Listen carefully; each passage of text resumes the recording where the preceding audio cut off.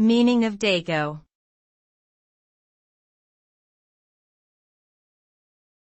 Dago.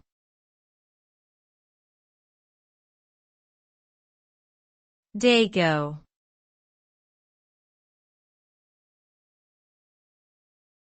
Dago.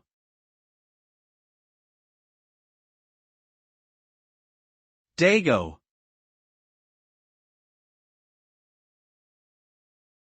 The term dago is considered a derogatory slang term used to refer to Italians or people of Italian descent, primarily in the United States.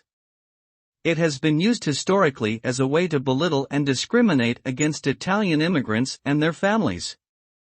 The term is considered offensive by many and is not recommended for use in polite conversation. It is important to be respectful of all cultures and backgrounds and not use derogatory terms or language towards anyone.